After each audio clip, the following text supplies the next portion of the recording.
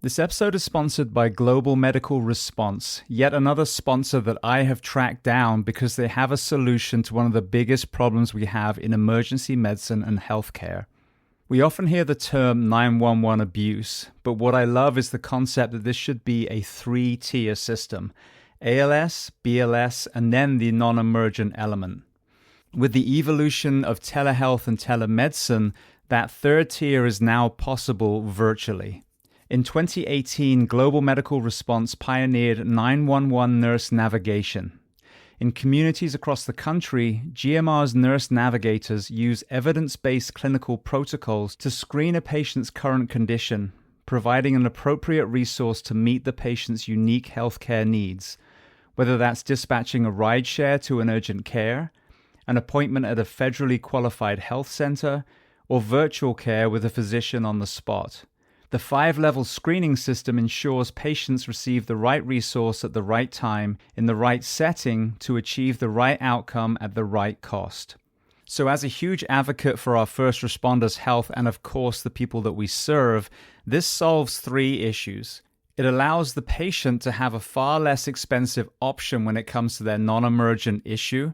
It stops a firefighter or a paramedic being woken up for that call, and it frees up an ER bed for a true emergency. So if you want to hear more about how GMR can integrate nurse navigation in your 911 system, listen to episode 998 with Joshua Rose and Dr. Jared Troutman, or go to globalmedicalresponse.com.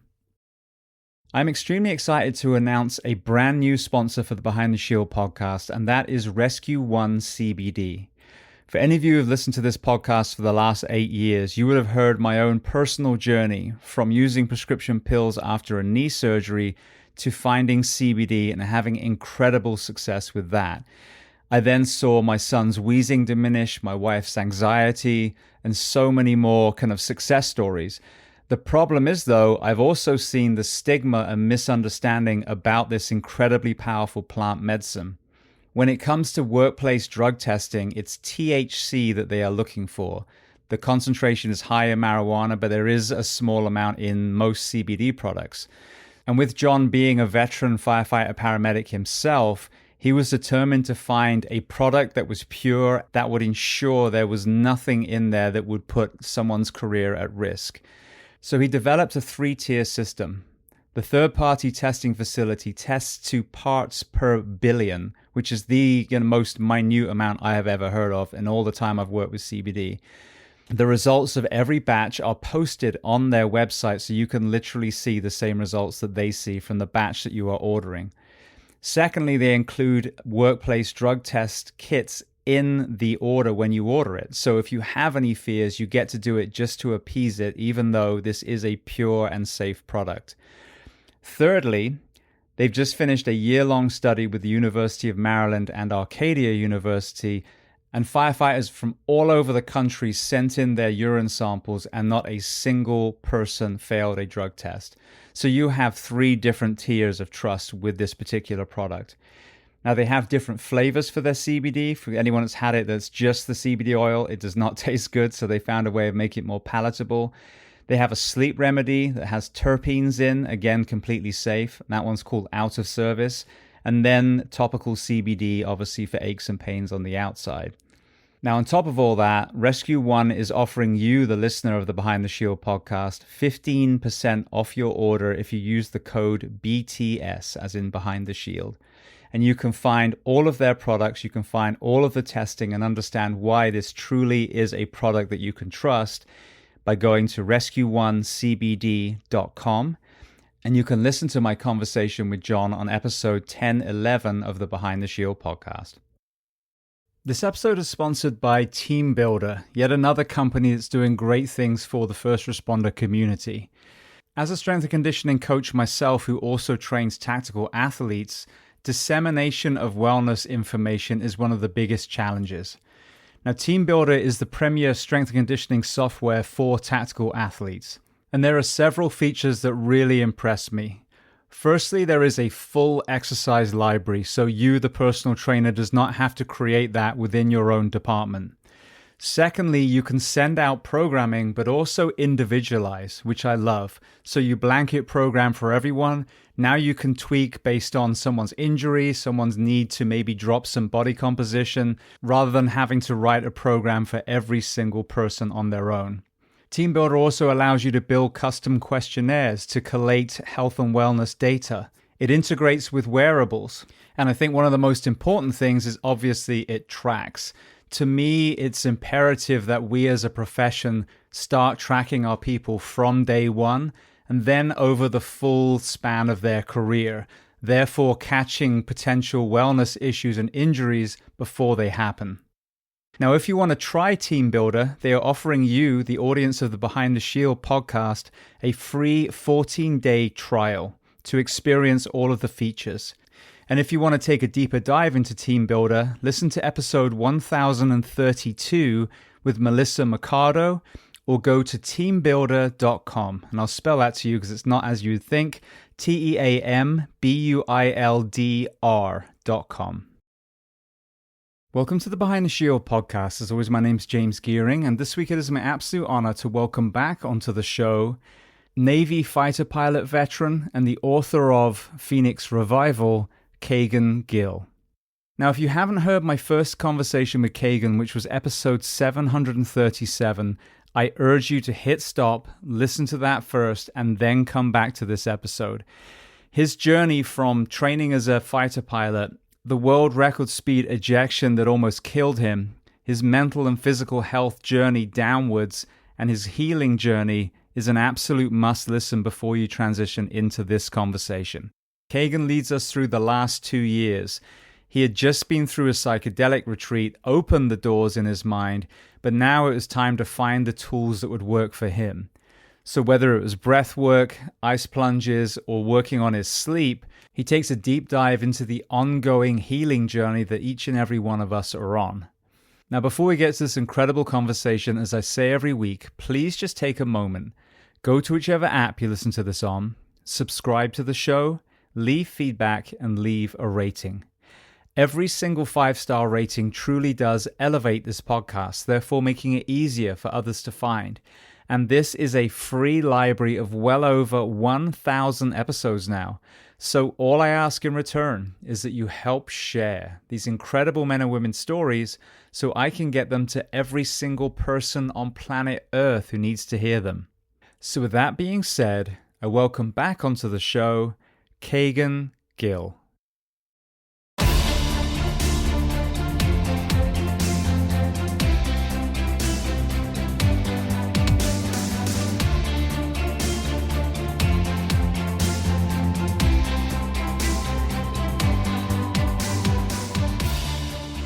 Well, Kegan, I want to start by saying, firstly, anyone who's listening, if you haven't heard episode 737, that was our first conversation. So people need to listen to your full story before they listen to the second part. So firstly, I want to put that out there. Secondly, I want to welcome you back onto the Behind the Shield podcast today. It's great to be back with you, James. I can't believe it's been 2 years since that first recording we did, man. It's been flying. It's insane. So when we sat down last time, we were in Dallas, Texas, having just done the 7X project. So basically not sleeping for almost a week, and then watching all these people run marathons and skydiving and all the other things that were going on. So a good kind of icebreaker opening question. Now you've had time to reflect on that. What are your kind of perspectives? What are some of the highlights of that trip for you? Yeah, it still seems kind of surreal that we got to do that. And I think probably the biggest highlight for me is the network of incredible human beings that I've remained connected to from that experience, yourself included, Birdman and the whole crew. You know, we really developed this incredible little cadre of outstanding men and women out of that. And so I've been grateful to have continued contact with them and networking with them and helping lift each other up in whatever we're doing. And it's cool to be around a group of people that really want to do good in the world and are good humans at heart that want to help, just to help. What did you see as far as the impact of that journey? And for people listening, the crew, the team, the goal was to do 7 skydives, 7 marathons, 7 swims, 7 continents, 7 days. And it wasn't a record breaking attempt. It was really an effort to break down humans and to see how can we prepare them for this, how can we keep them going, especially the marathon runners, and then how can we rebuild them at the end as a kind of microcosm of what happens to our military members, our first responders. So even though you and I weren't running the marathons, we were still there, as part of the support team, and being exposed to the same sleep deprivation. At the end of that week, what was the impact of that kind of turmoil on you physically and mentally? Um, yeah, you could absolutely feel just the travel alone. I found out about that trip just a couple weeks ahead of time, so I didn't really have much time to train. But I still ran 2 marathons while on it, and I definitely felt just a physical toll from that.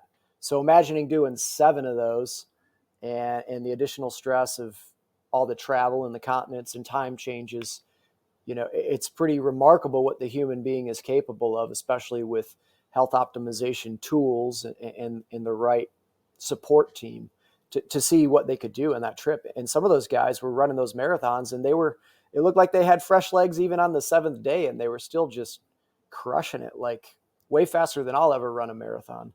But it was, it just reinforced something that I already suspected, but it's the human spirit is really capable of things far beyond what we think would be our limitations. And when you have the support tools and the modalities to heal and recover and optimize your health after, I really think that I really hope that the military in more branches and more arms than just maybe a very small portion of the special forces community starts to see the value in optimizing the health of their military members, not only for their performance while they're in the military, but their longevity and then continued health for them and their families, once they finally call it's time to get out of the military. So a lot of lessons learned on that trip. I'm excited to see. I think there's still some a publication in the works and potentially even a documentary coming out of that. So excited to see once it's all put together. Absolutely. Yeah, it was interesting in some recent conversations I've had. If you look at the SEALs, the Delta guys, they have, nutritionists and strength and conditioning coaches and, all the things to squeeze out that elite performance and longevity. But then if you look at our first responders, for example, Mm-hmm. the conversation when it comes to nutrition and wellness is basically, if you really break it down, is to try and stop us from dying. It's not about human performance. So we as a Keep you profession, alive. yeah, there's literally, I will just get them walking and teach them how to make oatmeal, as opposed to, how can we fuel this person because they might have to climb, 50 stories with 100 pounds on their back before they even go to work. Like there is an elite performance that's needed in uniform, but we've just kind of broken down our first responders, and there's a recruitment crisis now. So I think realizing that where we need to be on the human performance side is a good place to plant a flag because it shows us how far from that we actually are. Yeah, no doubt. No doubt we have a long ways to go.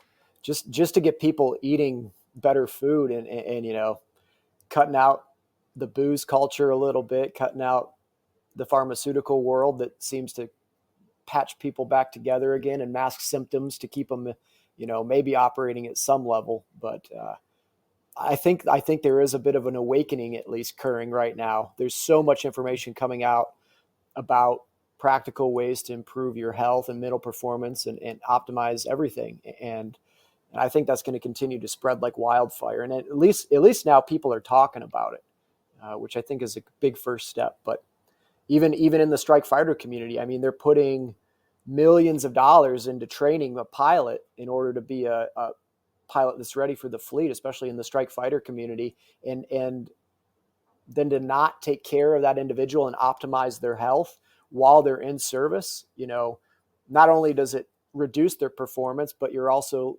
very drastically potentially shortening their career length. And that's a huge attrition of experience that's just hemorrhaging out of the military currently, it seems like.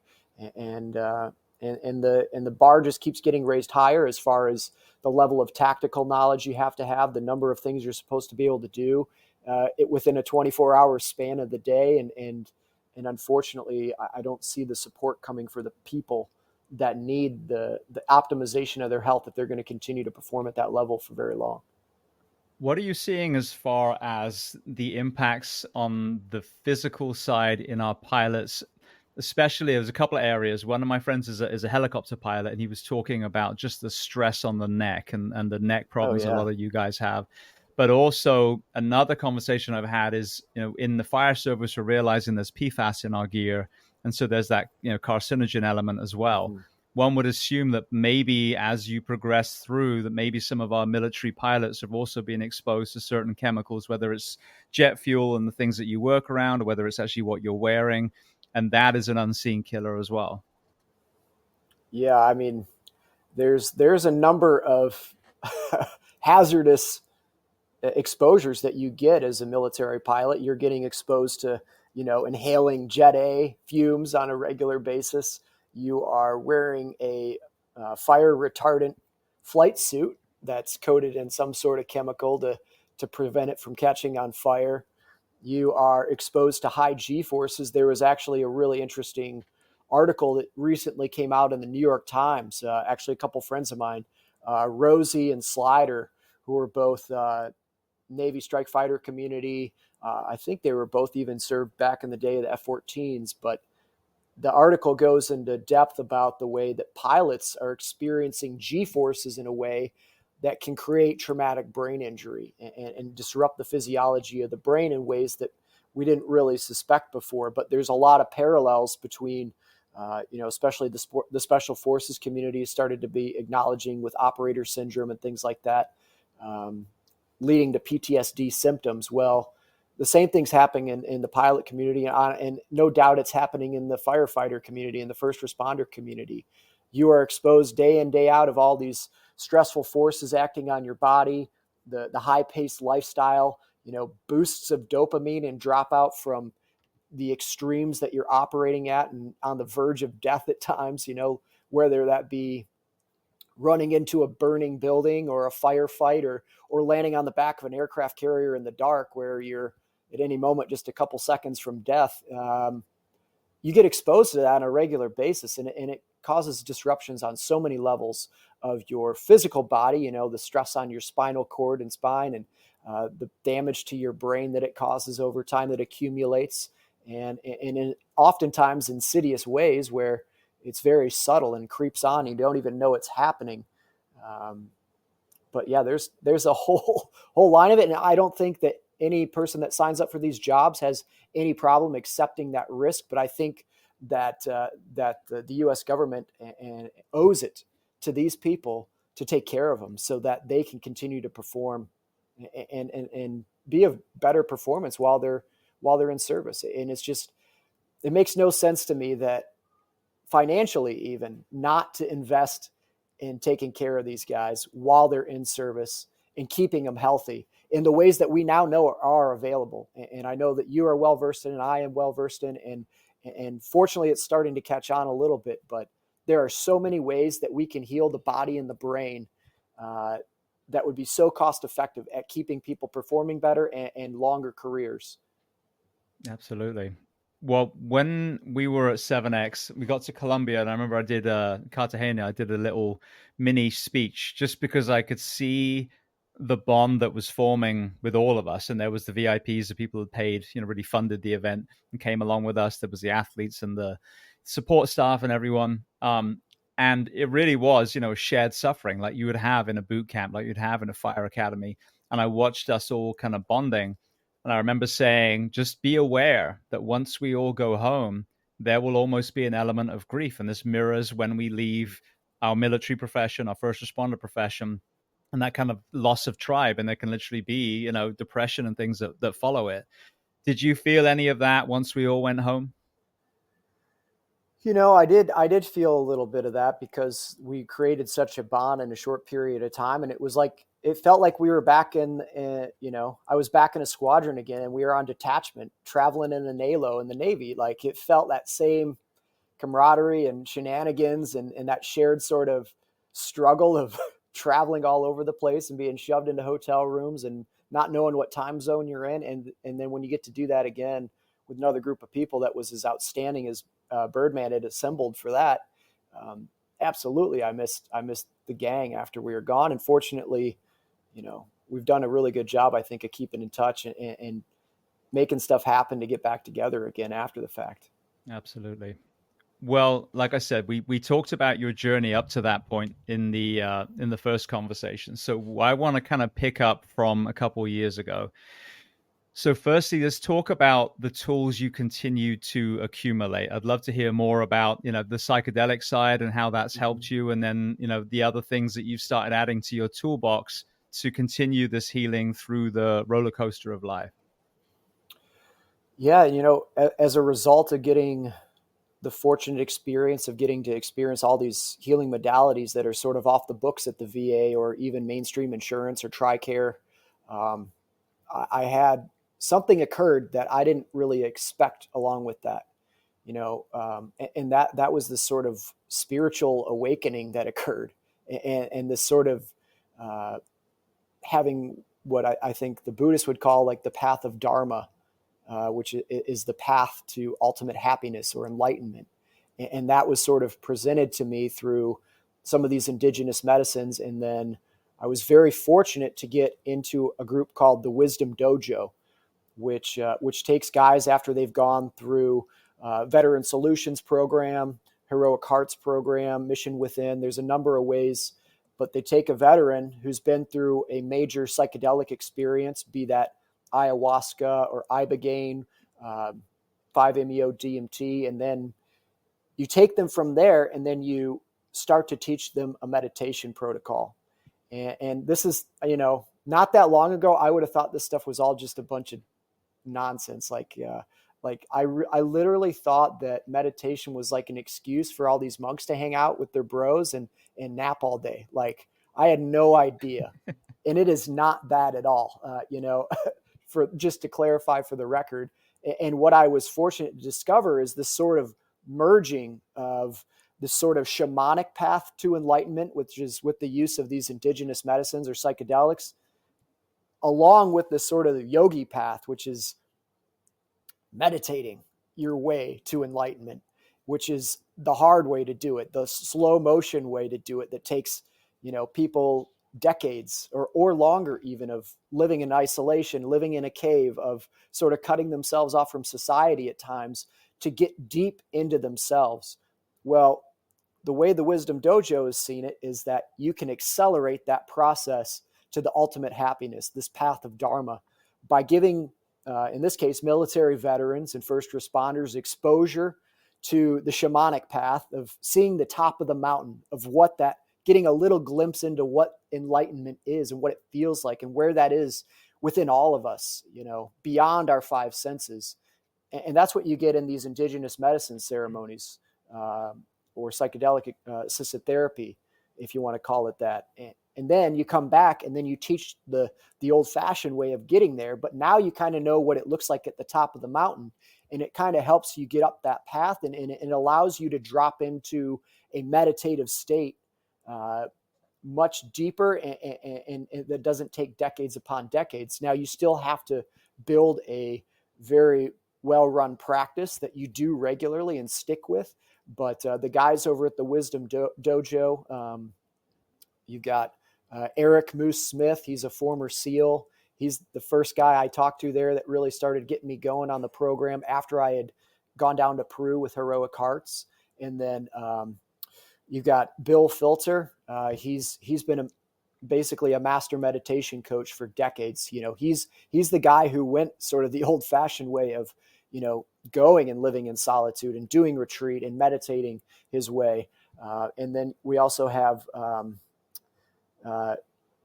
Mark Williams. He's a former F-15 Charlie Eagle pilot. And he has also, along with Bill, they were buddies, and they kind of went that old fashioned path to meditation because he came out of the Air Force flying these tactical aircraft, and he wanted to get back to that state of the mind where you're just sort of high situational awareness, very present, And, some people call it like being in the zone, where you're just kind of turned on, like an athlete knows what it's like to be in the zone, where every shot's just, going in, you're just at the top of your performance. And so Mark pursued that with hopes of reaching that state of mind in his everyday life. And so him and Bill got together, spent decades traveling all over the world, meditating through very traditional practices. And now they've taken that and they've taken their shamanic experience of using indigenous medicines, and they've merged them in this program called the Wisdom Dojo that I think is one of the most outstanding things that I feel so fortunate to be a part of, because it's allowed me to continue my healing after the psychedelic assisted therapy in a way that I'm now able to reach a point where it's almost like being in a psychedelic state, only just through meditation, this state of calm, peace, openness, love, and presence. And it fills you with joy. And it's the state of mind that we all have within us. And when we can declutter the mind from the egoic mind, which is, our senses, our sense of being, who we are, who we tell ourselves we are, the stories about ourselves, our past, our fears, our worries, our anxieties of the future. And when you can just clear all that out through the experience of meditation, and then couple it with sort of having a glimpse of the top of the mountain of what it's like to feel like when you're an enlightened being, and you merge them together the way the Wisdom Dojo does, it's created something that I've seen make massive transformation on guys of all walks of life, from military, first responder communities, and just become the best version of yourself that you've ever gotten to be, in a way that you want to be of service, full of love and caring, clear-headed, and just feel good. And that emanates out of you in a way that helps lift others up around you. It helps your family. It helps your friends. It helps the world. And to see what's possible with this path of the Dharma, if you want to call it that, it's not strictly a Buddhist thing. There's plenty of people from various religious backgrounds and beliefs that are in the program and seeing massive benefit from it. But there's no doubt there's something so much more to the world than what we perceive with our five senses, and the things that we're kind of obsessed with in Western culture, which is, making money and status, and how many degrees do I have, and how many deployments have I been on? Who am I? I want to build up the me. Well, when you strip all that shit away, because it's all temporary anyway, you get to really see who we are, and we are all connected through that. And anyways, Wisdom Dojo, if you're out there looking for a good way to support an incredible cause, those guys are outstanding. And if you're fortunate enough to get to go through some of these programs, and you get the opportunity to talk to Moose or any of these guys about the program, I was there with you. If you're skeptical, I remember when Moose first started talking to me about meditation, I was like, all right, I guess if a Navy SEAL's doing it, like, there's got to be something to it. But at first I was like, I'm probably not going to continue doing this, in the back of my mind.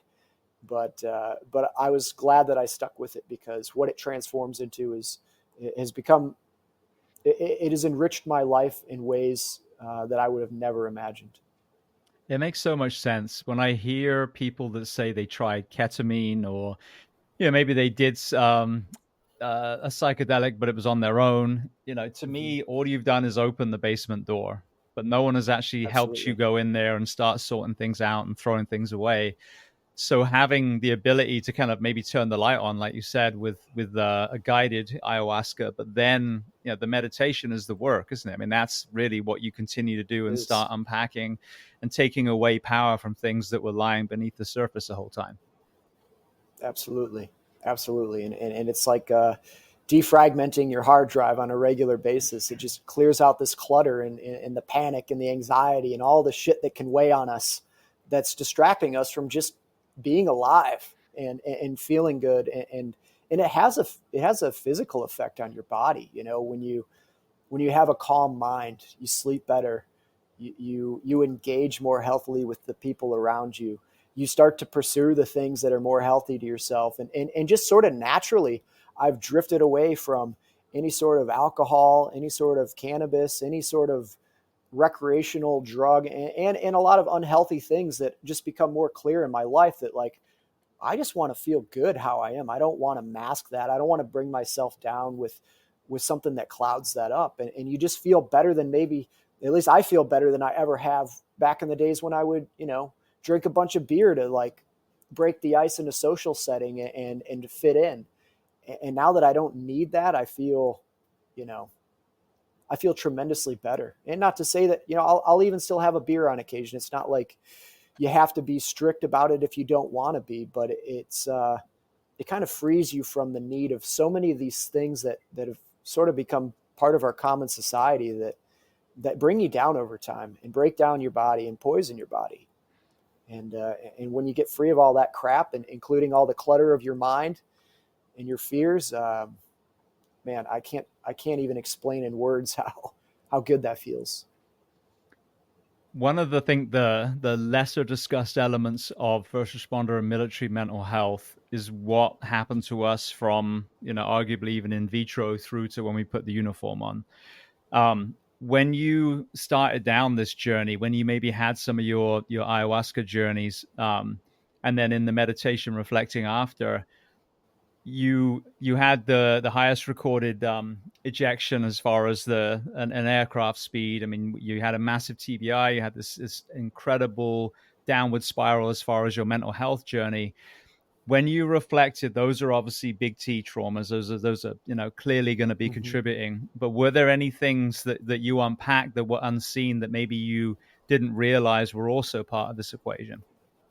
Yeah, I was actually very surprised at the things that I discovered deeper within myself, that were really the baseline of what had caused this this place that I had gotten to. Living in a VA inpatient psych facility, out of my mind and broken. And what I found was, iboga actually was the medicine that I journeyed on right before the 7X trip, and met you for the first time. And that's what really opened my eyes. I was very fortunate.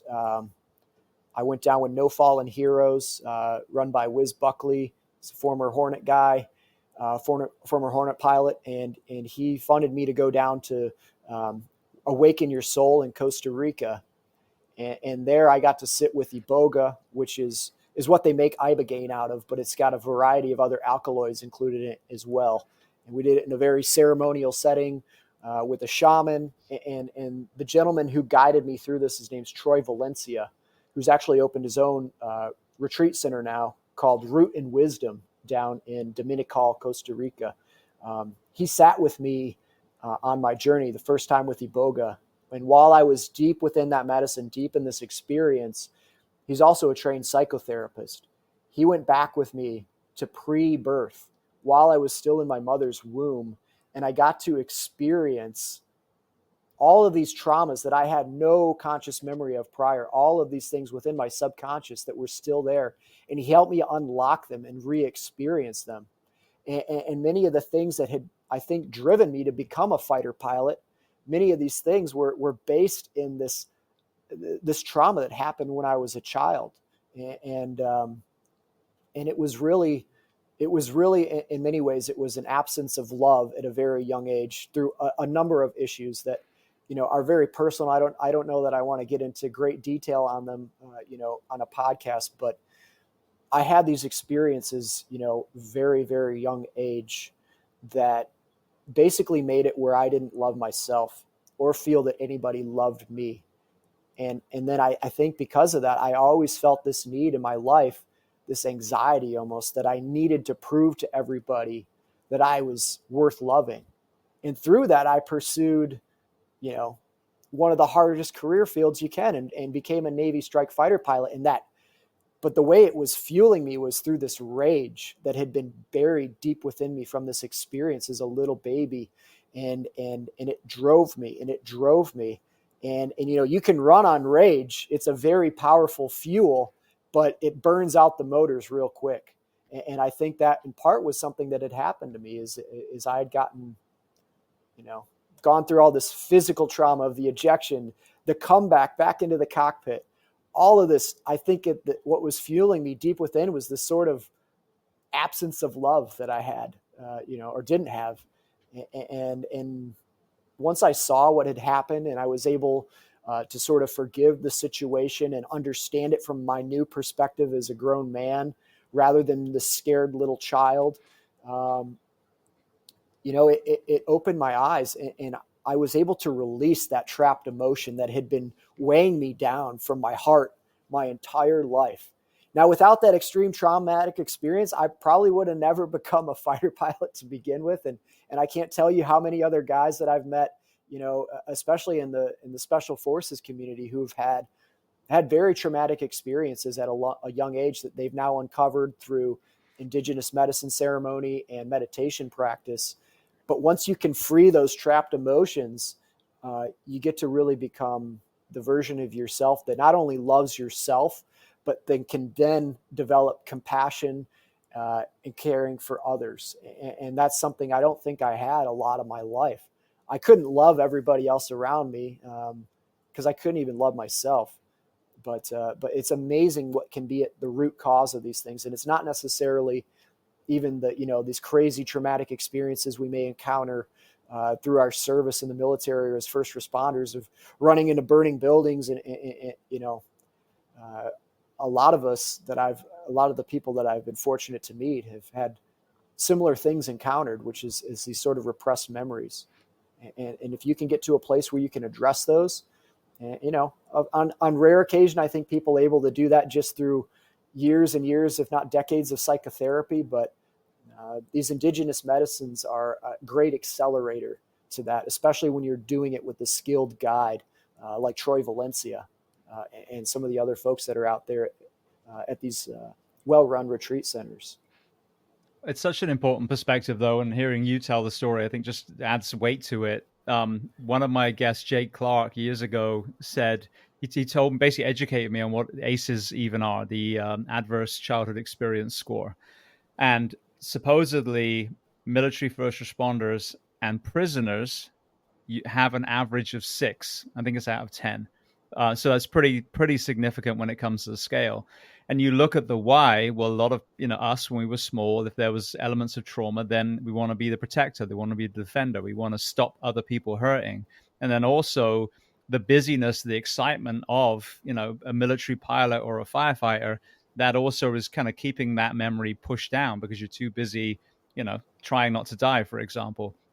But most of us at a certain point, that excitement wears off. And that's where I think you see a lot in my profession around the 10-year mark is when, you've seen a lot. You haven't seen everything by any means. I'm not saying, you're there at 10 years, but the newness, the adrenaline, the excitement of most of the calls has now tapered off because you're starting to become, venture into the veteran space.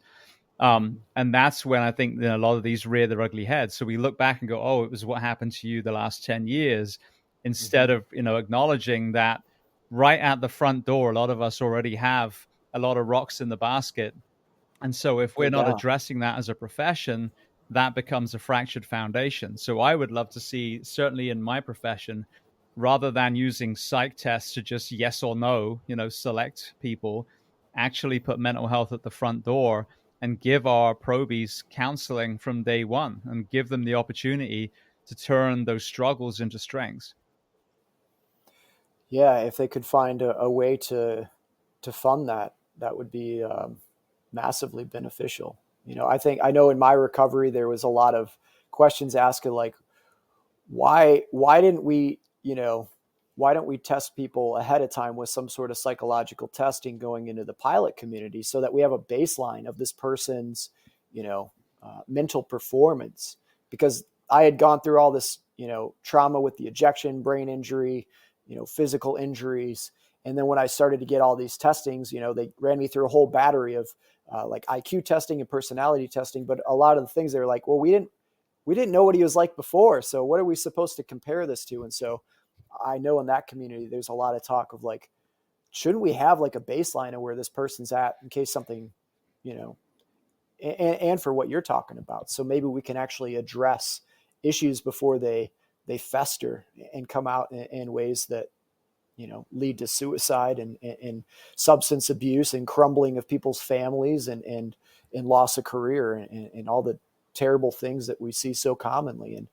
And the truth is, I think there's a massive proportion of society that has a lot of these factors. You don't have to have been in the military. You don't have to have been a firefighter. You don't have to have had these big, obvious traumas that seem kind of easy to connect the dots to. There's a lot of subtlety in what trauma can be, and that can simply be a massive trauma to little kids. It's just an absence of love, which I unfortunately see very commonly in our society now, where the parents are both working parents. They're stuck in a career where they're gone all the time. The kid kind of their raising gets outsourced to, school and extracurricular activities. And so there's sort of this absence of love for a lot of little kids where, the parents, they're having their kid and they're right back to work within, whatever it is, maybe 3 months if they're lucky.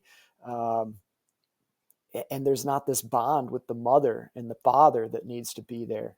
And the detrimental effect that that's had on our society, I think, is massive. If we want to go back and really fix where the real problem starts for so many people, it's sort of this high-paced Western society we live in that doesn't really value parents getting to connect with their children for very long after birth.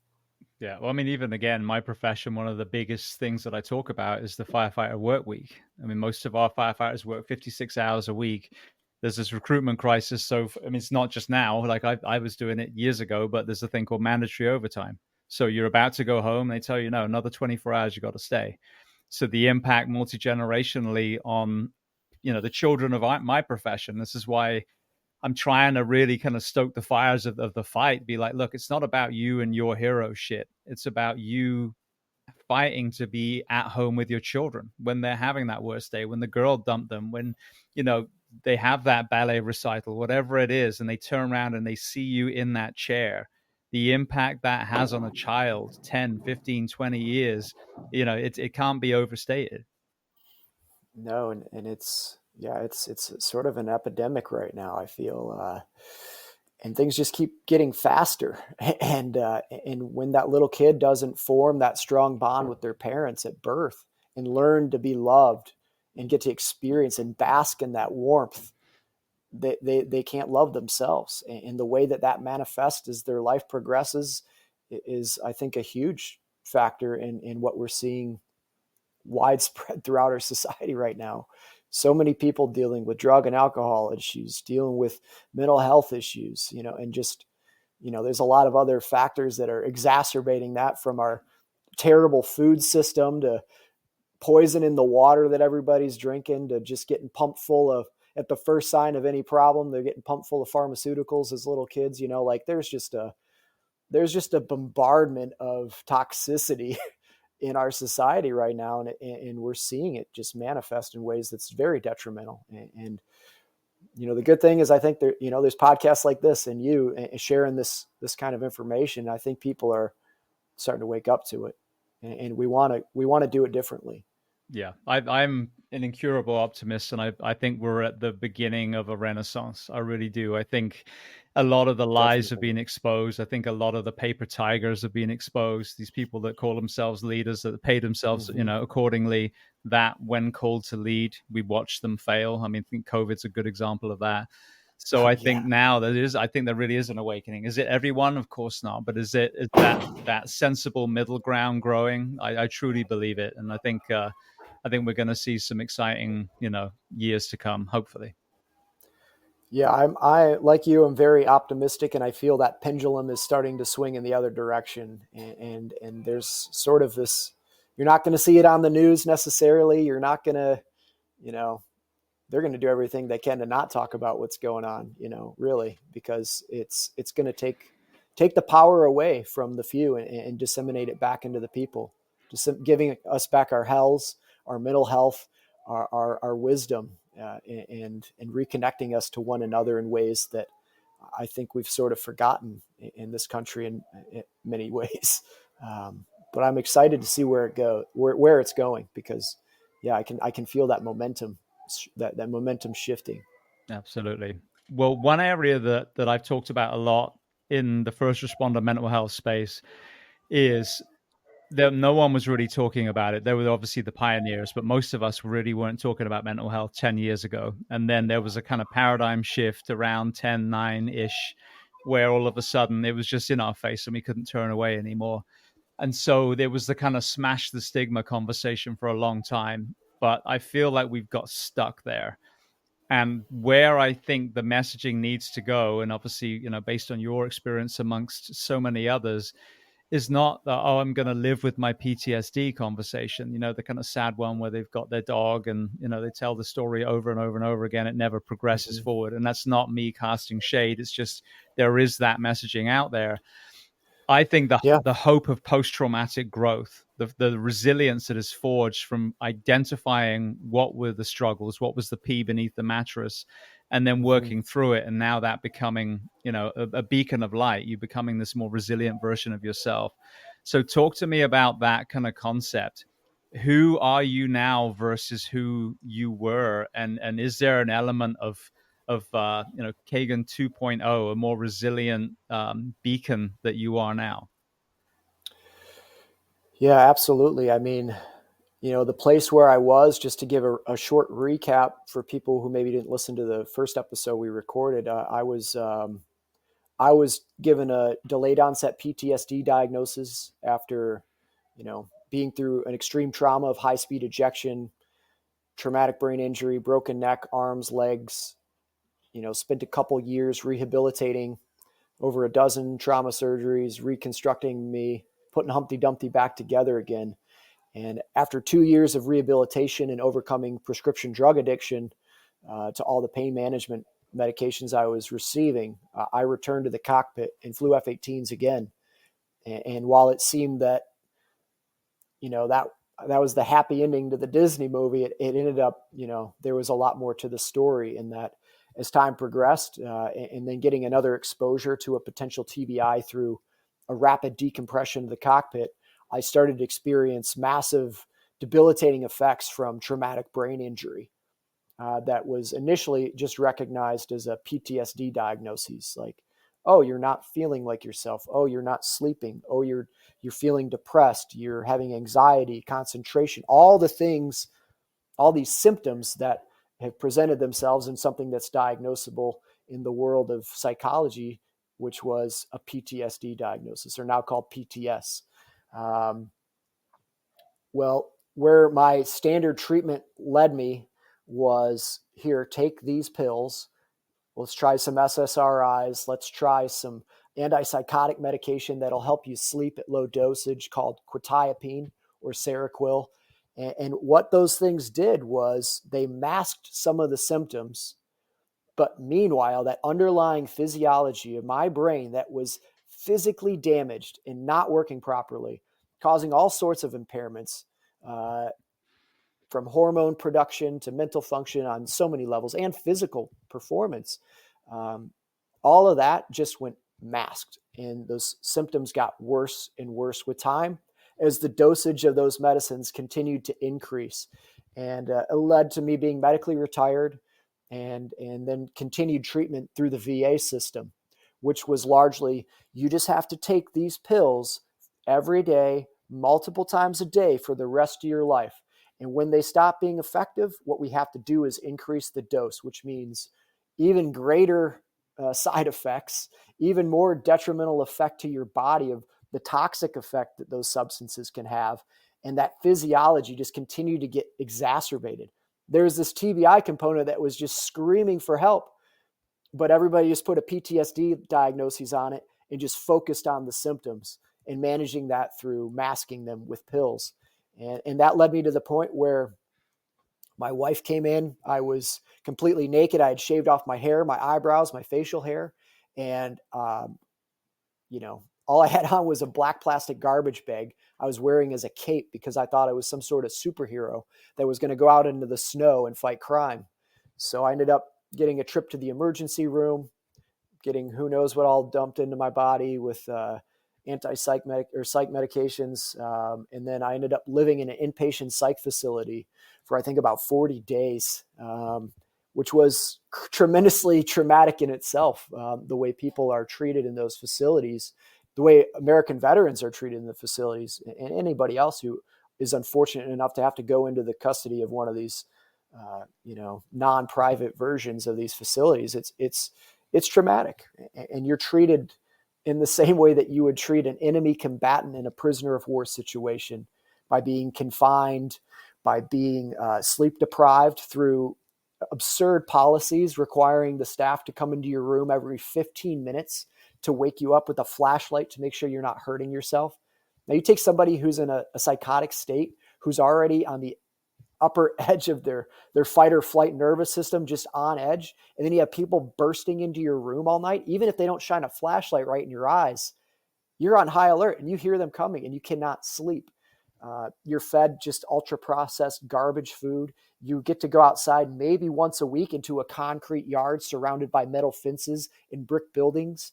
You hardly ever see the sun.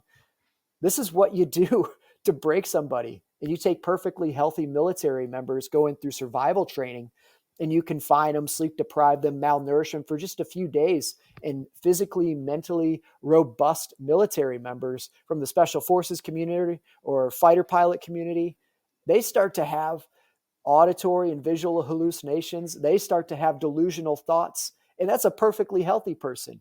Now you're going to tell me, by putting them in a facility that does those same things, although maybe unintentionally, what do you think's going to happen? And so I went through this brutal experience there.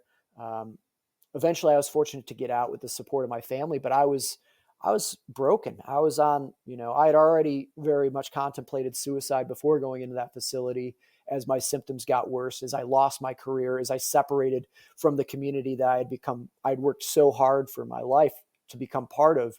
I had lost my identity, and now I felt vastly betrayed by the government that I had served. And so I was in a very, very dark hole. My family was falling apart. I was on the verge of divorce. I was such a bitter, angry, depressed, PTSD inflicted human that I was pushing my children away, and the things were not going well. And then I was fortunate to discover some of the modalities we've been discussing through the use of indigenous medicine or psychedelic assisted therapy, through traumatic brain injury clinics that actually addressed the underlying physiology of my brain that had been disrupted. And they started to give me nutraceuticals and customized supplementation to address hormonal imbalances and all the things that were off in my body. And as my body actually started to get fixed, and then the things that was lacking, and given access to modalities like hyperbaric oxygen therapy, and this whole world of incredible healing tools that we have that are just not available through the VA, that are literally on TRICARE. It says you cannot use hyperbaric oxygen therapy to treat TBI, which is absurd, because one of the best things for treating a TBI is hyperbaric oxygen therapy. But anyways, I was fortunate through the generosity of these organizations, through donation, were able to fund me to gain access to these healing modalities. And where that has brought me has been a massive transformation. And a big part of that I have seen, though, I went through this darkness, and I could be angry about it. I could be pissed off at all the people that, blame it on everybody else and point fingers and live in this bitter place for the rest of my life, which I damn near did.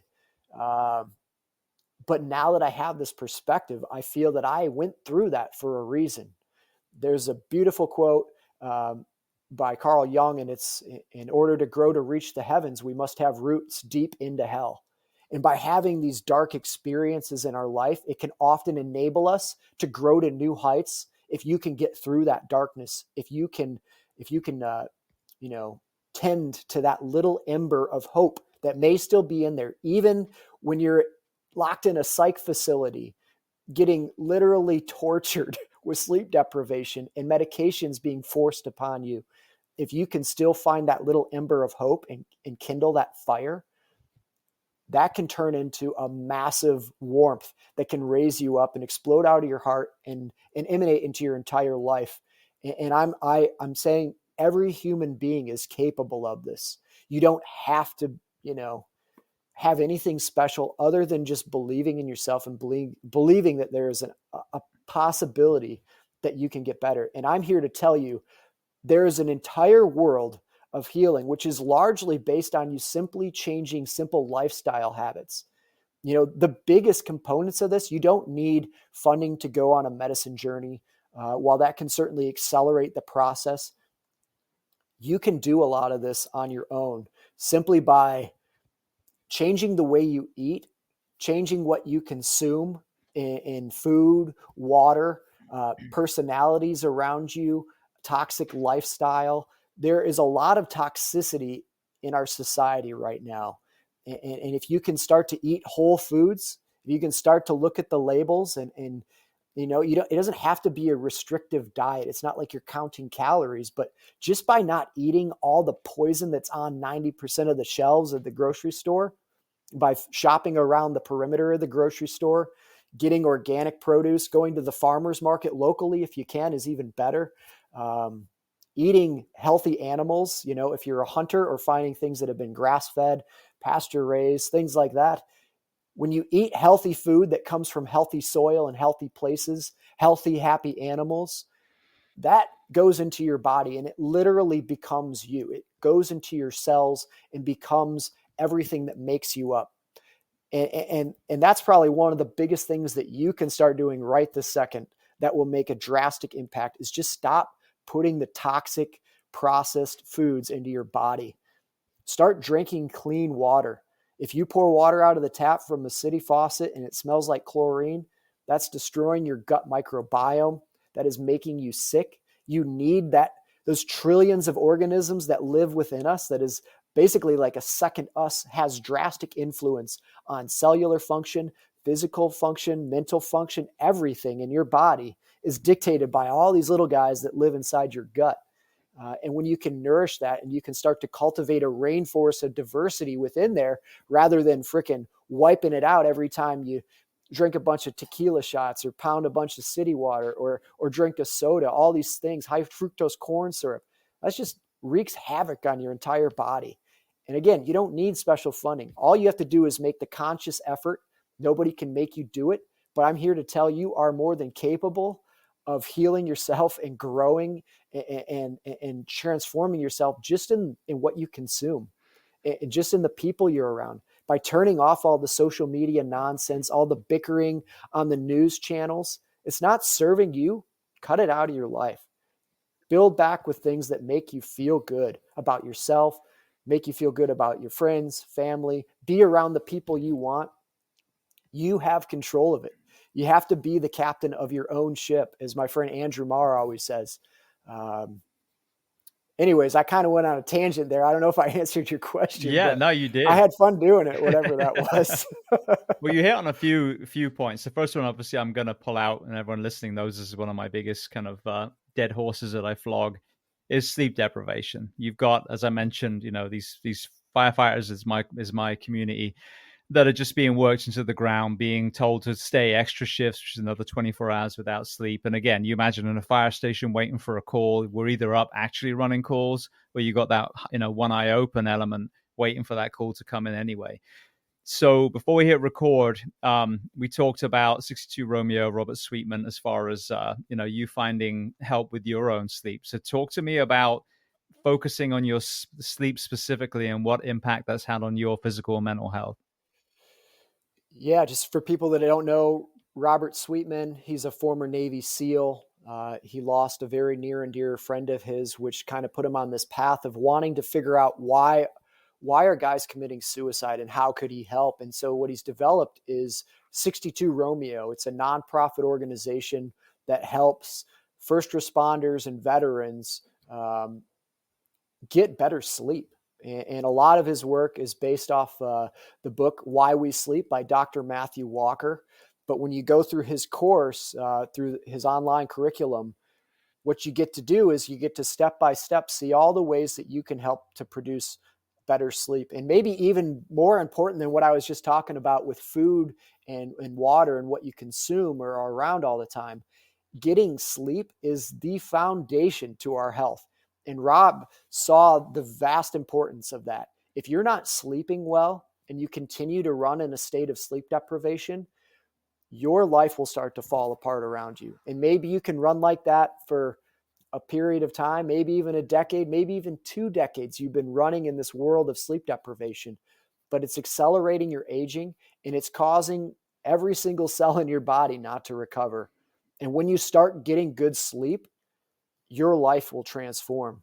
When we're sleep deprived, not only is our cognitive functioning go down, we even perceive the world around us in this sort of skewed way where people's facial expressions even appear to be more negative.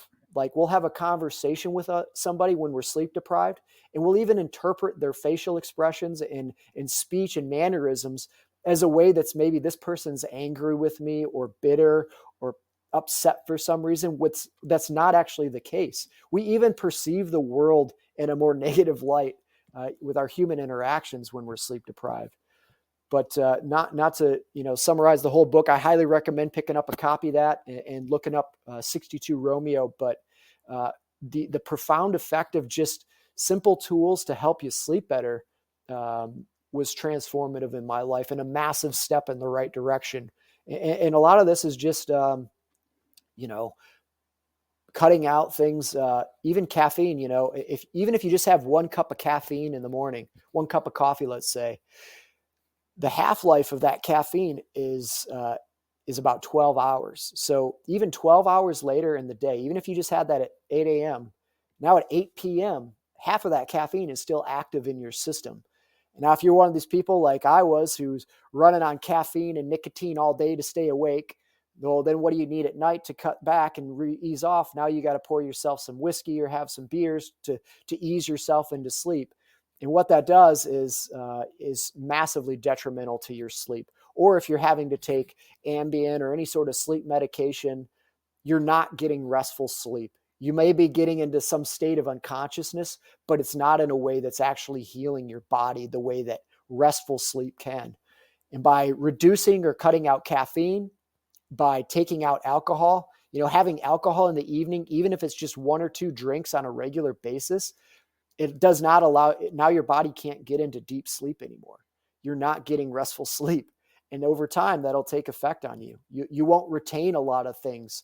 If you've studied a bunch, say you're in a community where you have to constantly be learning new tactics or new skills, you're not going to remember it nearly as well because you're not storing that information if you're not getting into deep sleep. There's so much that happens in that deep sleep that is so vital to our health. It's more important than what you eat, what you drink, and how much you work out. If you're not getting good sleep, you need to get that before you even consider exercise. Yes, exercise beneficial. Yes, I recommend that. But if it's at the expense of sacrificing your sleep, you're not going to see benefit from it. And actually, it's probably just going to exacerbate your nervous system. It's going to make you get unhealthy with time. Even if you're working out like crazy, you're not going to see the benefits if you're not resting. So that's a very short glimpse into his program of some of the things that'll help you do, from sanitizing your sleep space, making sure it's dark, making sure there's not a bunch of blinking lights. You're not checking your cell phone or watching anything crazy on a blue screen late before bed. There's a lot that you can do that's simple, low cost, or doesn't even cost anything, that'll help you get sleep. But if you're in a place where you're relying on medications, alcohol, to knock yourself out, you are doing a massive disservice to yourself. Absolutely. Well, another area that you touched on, when you were talking before, a lot of people listening have disrupted hormones. And again, the sleep deprivation is a big reason why, for example, in a lot of men and women, testosterone is in the toilet, even for, 20 something, 30 something responders. And what's sad is, I've said this many times, now what I've seen is all these men's clinics spurting up, and they'll test someone like, oh yeah, it's low, we'll just give you, TRT, not understanding there's a whole range from lifestyle change and then peptides, and then TRT is like a last resort. A company that I use, that I advocate for, that's been a sponsor of the show, is Transcend, and I know that they were a big part of why 7X even happened. I mean, the altruistic arm of that company is incredible, what Ernie's doing. So talk to me about the blood tests, what you found, and how supplementation has helped you in this kind of overall holistic journey. Yeah, that's definitely been an important component, especially to getting from a place where I was, really suffering and then getting back to a baseline and then working towards actually being a thriving human being and optimizing my health, they were a big step in helping that happen. So at a baseline, again, sleep, nutrition, what fluids you're intaking, cutting out the toxicity, be it seed oils, alcohol, drugs, um, all this crap that we kind of can just bring ourselves down. Once you've addressed it at those baseline levels, then it's maybe time to consider moving towards something like Transcend. And what they help do for me is they take a very comprehensive lab analysis of your blood, and they look at a tremendous array of biomarkers. And most importantly, they have people that know how to interpret them. I had some blood testing done when I was at the VA, and they literally compared my testosterone levels to that of a very aged population of 80 plus year old sick individuals, and said, well, you're not that bad. Well, turns out that it varies drastically for your age and a number of different factors. So what Transcend was able to do was not only look at my testosterone, but all these other biomarkers, and then create a customized nutraceutical and supplementation program in order to help optimize my health, to get me to that next level. Again, you need that baseline before you deal with this stuff. And you can go out and you can do supplementation on your own, and there's a very good chance you're going to end up doing more damage than good with supplementation and spending a lot of money doing it. But through an organization like Transcend that knows what they're doing, they can get you on a number of things that will really help optimize your health. And for me, a couple of the big things that they've done that have really helped, the use of peptides, which of course the FDA is actively trying to shut down due to their ties to the pharmaceutical industry. These peptides are chains of amino acids that are often created through proteins that we consume into our bodies. And it's sort of like when you eat protein, you're getting the individual building blocks to build these chains of amino acids to repair and restore, physical parts of your body. Even when you get a peptide, you're getting you're like kind of getting a completed section of the house, and that accelerates your recovery. And what I've been fortunate to experience with them are things that have helped repair nerve damage, improve sleep quality, improve athletic performance, accelerate healing.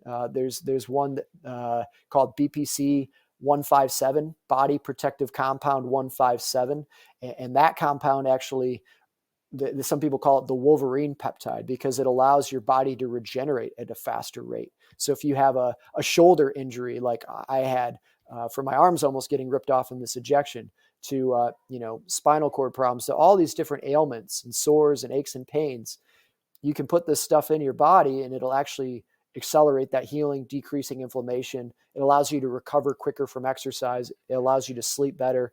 And because these things are so effective, and I haven't had any side effects whatsoever from this stuff, because it's stuff that your body normally produces on its own. And it doesn't impair your body's normal processes of producing these things still, in the way that maybe like using anabolic steroids, kind of cuts off your body's natural ability to produce those things, that can lead to long-term problems. But they have a skilled team that knows how to tailor this stuff to you. And of course, the FDA is fighting every step of the way, because as people can heal from this stuff, they're not going to need all the opioids. They're not going to need all of these different medications to try to get better, when you can actually heal the underlying source. And that's a huge takeaway that I've learned from all of my journey, is when we actually start to treat the underlying physiology of a problem, we heal. But first we have to look at it. And that's something that Transcend's very good at doing, is let's actually look at your biomarkers and see what's off. And then we're going to tailor it to you, and then continue to test you every few months to see where you're at, and then kind of fine tune the course from there. But they've really helped me get back to healthy levels on so many ways. And very grateful for those guys, Brendan Kingsbury, Ernie Collins, the guys that run Transcend and Transcend Foundation. Outstanding community of human beings that are doing good things in the world, and they're having to fight for it, but they're ready for it. Yeah, I mean, I'm on, I think it's a clomiphene, I think it's called. It's just a peptide which just boosts my own testosterone because I Yep, woke I up. do the same. Yeah, and I love that because I had a Mhm. 50, I had still had a natural T of about 700, which is all well and good, Yeah, that's pretty good. but that was after 14 years of not sleeping. So my whole thing, the optimization is like, well, I obviously, I don't feel like I'm recovering as well and maintaining strength. So there's a missing link. So maybe naturally Hmm. I'm supposed to be at 850 or whatever it is, even at 50 years old. And so just tweaking it a little bit, and it went up too much initially with what they gave me. And so then, as you said, another blood test, and I said, all right, let's taper it down, minimal effective dose. And so Hmm. I'm on less now than I was, and I feel amazing. And then also the KPC, no, is it what's the APC? Is it BPC EPC? Thank you. Oh my 157. god, my brain's not working today. Yeah, it's I think it's body protective There compound we is go. what it stands for. So that again, I mean, amazing. I'm all banged up from stunts and martial arts and firefighting. But again, it just allows that, it takes the edge off that inflammation, so you can do the movement practice, which is actually healing the injury. So it's not a magic Hmm. pill, but it's allowing you to move again. So many people are kind of incapacitated by their pain; they can't do the work to fix their pain. So I'm Yeah. a huge evangelical customer when it comes to Transcend, because A, they're incredible human beings behind it, and B, what they're giving our first responders, military and civilians works. And it works because the FDA are trying to oppose it. CBD works, MDMA led therapy works, and these are all things that the Yeah. FDA are actively trying to shoot down. So when the FDA Yeah. has got a bullseye on it, it's probably the most effective thing out there. Right. And that's, I mean, even when I was at the TBI clinic, they were trying to, I think the FDA, while I was in Texas going through a TBI clinic, getting a peptide, I think it was Samoralin. It might not have been Samoralin. It was a very helpful peptide that didn't have side effects, that was just helping me feel better. While I was down there, they actually had made it, the FDA had put roadblocks up so that it couldn't be accessible anymore, making these things illegal, not because they're dangerous, but because the only thing they're dangerous to is the bottom line of the pharmaceutical industry that, unfortunately controls the FDA these days. Well, I always say FDA approved OxyContin. So Yeah, need right. we say any more? One of the most detrimental things that have, maybe the most detrimental man-made problem that's ever been induced into our society, as far as the death toll and deaths of just despair that have surrounded that, collapsing massive populations of humans. It's disgusting, It absolutely and is. that's an FDA approved item, whereas peptides, um, psychedelic assisted therapies, these things are facing massive headwinds to try to get approval or stay legal. Um, and it's absurd, but I think, like you mentioned earlier, there was an overplaying of that hand during the COVID epidemic and it's, or the pandemic, and now people are kind of aware of it, and less people are willing to put up with it. And we, the people, I think, fortunately, still do have some power in this country. And even if it's maybe with our vote, and even more so, I think, with our decisions, knowledge, and our money that we spend. And if we're just not spending the money on these things that are kind of controlling our world, if we're not spending the money on the junky food and the pharmaceuticals, well, those things will diminish with time. There was one truth that came out of the pandemic. The more sick you were, the higher chance there was that you were going to die from COVID, which was a real virus.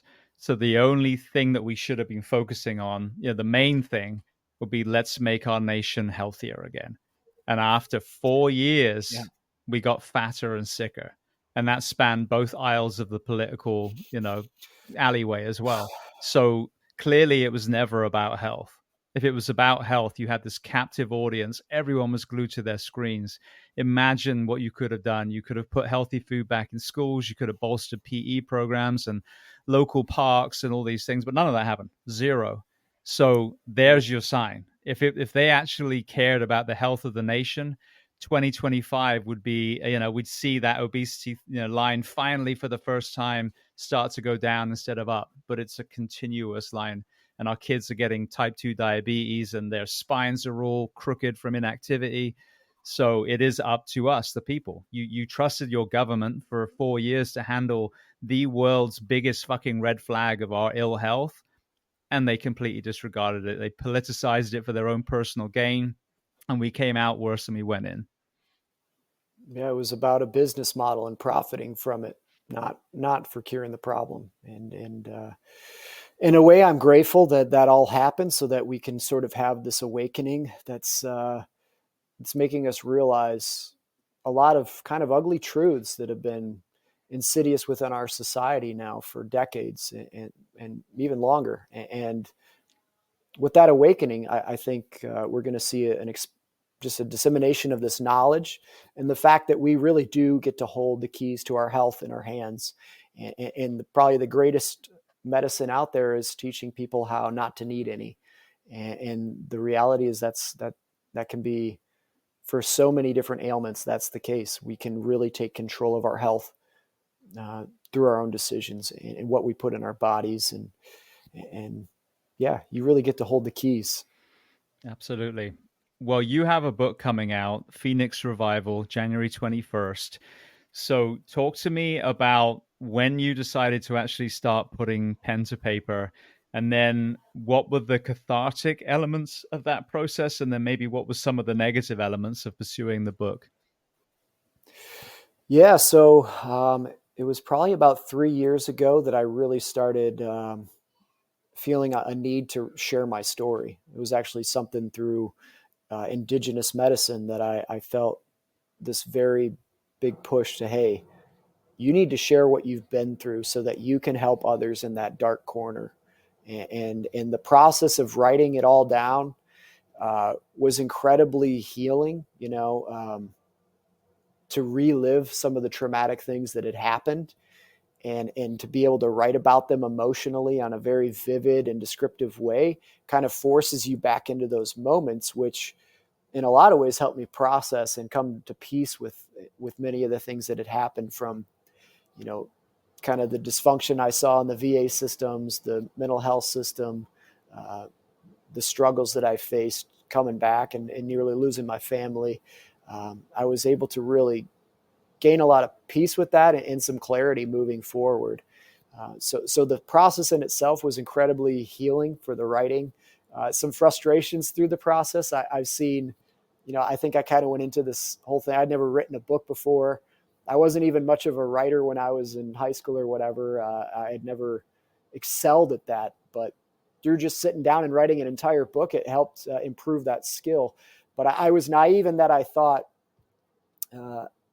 I thought that the world of publishing books and becoming an author on, say, the New York Times bestseller list or having a TED Talk, that was all a very merit-based system, that there's this meritocracy still in place. And what I found the truth of it all was all of that stuff is just pay to play. If you want book awards, you literally just basically pay to have them. If you want to be a New York Times bestseller, you write the New York Times $100,000 check. If you want a TED Talk, guess what? You pay them anywhere from $5,500 up to $25,000, depending on how many views you want, ranging from 100,000 views up to 2.5 million views. So you're really just paying to gain access to all of those things. And even social media, I think the golden years of social media where you could break out and become this viral voice just through what you had to say and the merit of what you were saying is starting to diminish. I had an experience with, I guess I won't name this particular social media company, but I had a growing audience starting to follow me through actually some of the videos that were put out on the 7X project, and people started really taking interest in my story from that, and my viewership was growing like hundreds of people a day and going and going and going and going. And I remember in the middle of all this growth, I got a private message sent from somebody that I assumed worked at Instagram or was affiliated in some way and said, hey, we really like your content. We see it's growing so well. We want to help you continue to reach out. All you got to do is pay us $1,500 a month and it's going to continue to grow. And when I declined their offer saying it's just kind of growing on its own, I don't think I need to pay to do that. it was like someone pulled a switch on my social media account, and I was getting less engagement on all my stuff than when I had just a couple hundred people, even though I had thousands now. So even that sort of system has gotten, the greed behind it has sort of taken over. So that's been frustrating. I've been very fortunate. I found a publishing company called Ballast Books, and they sort of broken away from the mainstream system. I had talked to multiple people. I talked to you about writing the books, and kind of heard people's different perspectives. And I had too many people that had gone with the mainstream publisher and seen that you kind of go into it assuming that having a big publisher is going to mean they're going to use their financial and resources and connections to market your book and get it out there. Well, unless you're already a big name, you're probably not going to get much any marketing support. And so people all too often will sell the rights to their book, hope they're going to only get a tiny fraction of each royalty, and they lose the rights to their story in exchange for what they hope is going to be exposure. And the reality these days is you're likely not going to get that. And so I went with a hybrid publisher, which meant I paid for their services and editing and things up front. But in return, I retained the rights to my story, and I get the lion's share of each royalty. But I found largely I'm going to have to market myself. I was really excited when I talked to the guys at TED, like, oh, these guys are going to get me on a TED Talk. They seem so interested. And after an hour-long conversation with the guys at TED Talk, talking about how much they were excited to have me, they're like, well, here's the price breakdown of how much you have to pay to get your foot in the door. And I was just like, man, even TED Talks. We need to talk about the price for this podcast, by the way. It starts at 10,000. Oh, yeah. Shit, we're just gonna have to scrap it, man.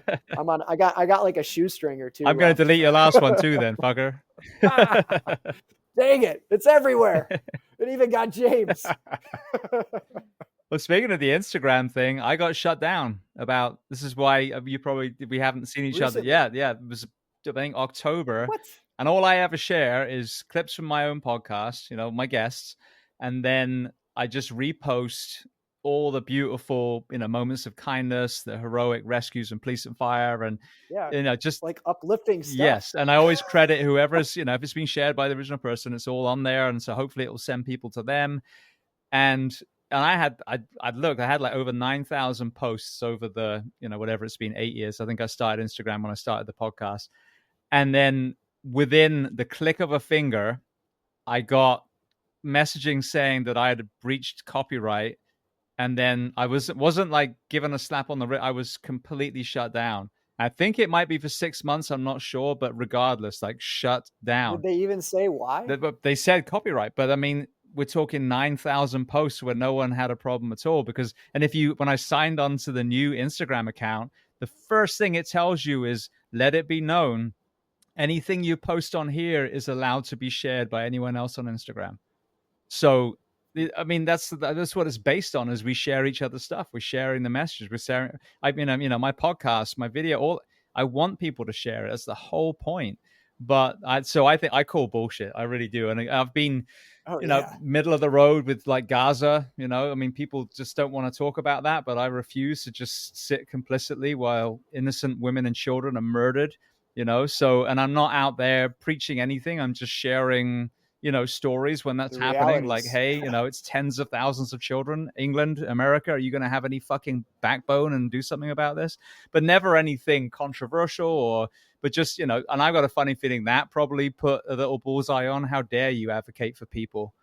Shut up and get in your place and just, support Israel or your whatever, and it's just, I don't know. I mean, who knows what the actual thing is, or if it's like you said, getting too big for your britches with 200,000 and never have given them a dime in sponsorship money or something. I don't know, but it was complete bullshit. And yeah, literally snap of a fingers and 200,000 people gone. And what pisses me off is a lot of people would reach out that were hurting, and I would be able to send them, interviews or heroic hearts, whatever the thing is. I could help people through that too. And all those connections were snuffed out. So that's what pissed me off. That's absurd. I'm sorry that happened, and I hope that you're able to recover the account after this bullshit timeout they put you in. Yeah, it's frustrating to see, some of the forces at play in our world that have just sort of are crushing a lot of important voices and ideas, all in the name of making more money in a lot of in a lot of ways, or maybe just some broken algorithm, some freaking supercomputer that's maybe that's our future is Yep, T1000. just oh, that's crazy. Yeah, your stuff has always been very uplifting, revealing in positive ways. You know, not you're not out there like putting up conspiracy theories or like, which honestly you should be able to. You should put up whatever you want, freedom of speech. You know, um, yeah, it's kind of a crazy world we live in, Hmm. and so I'm not going to miss dealing with that kind of bullshit once this whole publishing experience is through. What about the audiobook? Did you record it yourself? I did. Yeah, I was really fortunate. I have a family friend, Dave Runyon, right here where I live in northern Michigan. He's been running a recording studio professionally for decades now. You know, he's recorded some like really big musicians, and he's recorded audiobooks and stuff before too. And he was gracious enough to let me just come into his studio, use his $5,000 microphone and all his awesome equipment to make this book sound freaking awesome. But yeah, I read the book and recorded the files with him, and he sent them to the publisher. They've got a dude working on finalizing and editing everything and really polishing it up. But I got some audio clips, and the sound quality sounds great. Beautiful. Yeah, I I did my first one more light was my stories, and then each chapter was like a takeaway: sleep deprivation, obesity, back injury, whatever it was. So it was very nonfiction, and that was tough. But the second one, kind of, I just did. That was an actual. I mean, it's not a fiction; it's almost like a historical fiction. So the characters that you know, the main characters are fictional, but everything that they're seeing through their eyes is really real world. And a Nice. lot of the main characters' calls were my calls, my real calls. And I found it extremely hard narrating. When I wrote, it was cathartic. I was getting it from my mind onto the page. When I read, it's almost like it came back in, like because I was having to Mm. really get in there and relive some of these things. Did you have any experience like that at all? Yeah, what I saw big time was when I went back through kind of editing after the initial just sort of brain dump onto the page, especially when I got into some of the stuff that happened in the psych facility. Um, I would come out of the room where I'd been on the laptop editing stuff, and I would just be in like I'd be back in that deep dark feeling of deep betrayal and all these negative emotions, and there were times when my wife's like, you need to like stop doing whatever you're doing with that book because it's messing you up. And so there were definitely some lingering effects that just retelling that story to myself and editing it and reading back through it had on my life. But fortunately, I'm through all that now. And after doing it a few times, actually, I think maybe helped clear some of that out. Yeah, it was the reading for me, like the actual audiobook reading that Okay. yeah, really. And I think partly as well, I was catching mistakes in the written book, and so that pissed me off too. So that didn't help. I paid a lot of money for an editor, but yeah, but the other thing was, yeah, when you're speaking it and almost like acting it into the microphone, all of a sudden it's like, you know, visceral again. So it's been interesting.